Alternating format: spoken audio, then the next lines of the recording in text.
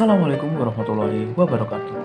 Perkenalkan, nama saya Ahmad Yusuf Alfarizi, NPM 2186-206086 dari Prodi BGSD semester 3 kelas B. Hari ini kita akan membahas tentang tema 3, tokoh dan penemuan, subtema 1, penemu yang mengubah dunia, pembelajaran 1. Untuk tujuan pembelajarannya sebagai berikut. Oke, kali ini kita akan belajar tentang rangkaian listrik. Tapi ada baiknya kita tahu sedikit tentang apa itu arus listrik. Arus listrik adalah suatu aliran listrik yang muncul dari adanya muatan elektron yang mengalir dari titik satu ke titik lainnya pada sebuah rangkaian. Arus listrik ini ditemukan oleh ilmuwan Inggris yang memiliki julukan sebagai Bapak Listrik, yaitu Michael Faraday. Untuk mendapatkan arus listrik, tentunya kita membutuhkan sumber listrik.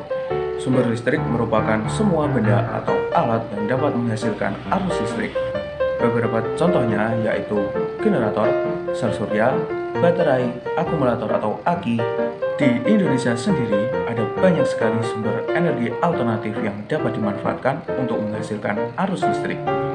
Pemanfaatannya yaitu melalui pembangkit listrik tenaga surya, pembangkit listrik tenaga panas bumi, pembangkit listrik tenaga uap, pembangkit listrik tenaga air, dan pembangkit listrik tenaga bayu atau tenaga angin. Kembali lagi ke pembahasan.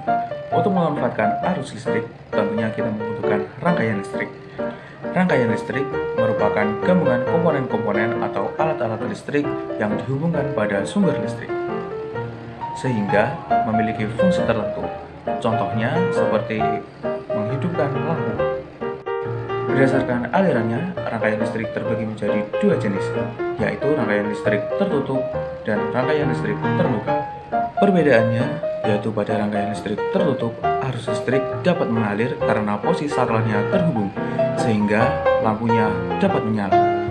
Sedangkan pada rangkaian listrik terbuka, posisi saklarnya tidak terhubung sehingga arus listrik tidak bisa mengalir dan lampunya tidak menyala.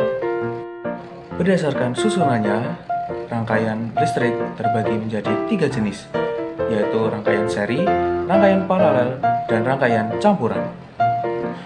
Yang pertama, rangkaian seri. Rangkaian seri memiliki ciri-ciri yaitu disusun secara sejajar atau bersambung.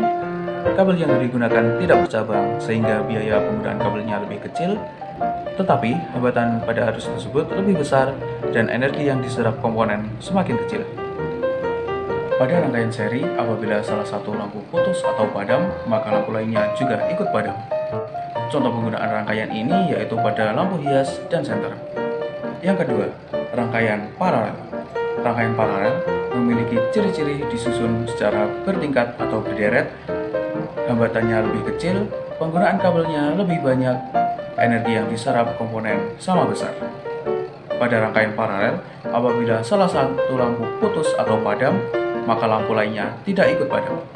Contoh penggunaan rangkaian ini yaitu pada pemasangan kabel lampu di rumah. Yang ketiga, rangkaian campuran. Rangkaian campuran yaitu gabungan dari rangkaian seri dan paralel, sehingga ciri-cirinya sama dengan rangkaian seri dan paralel.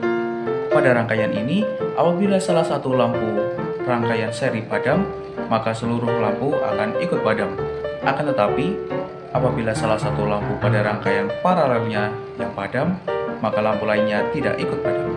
Sebagai tugas kali ini, kita akan membuat percobaan rangkaian seri dan paralel. Untuk bahan yang digunakan yaitu kabel, lampu, saklar, dan baterai. Kemudian, buat laporan dari pengamatan yang sudah dilakukan. Sekian dan terima kasih. Assalamualaikum warahmatullahi wabarakatuh.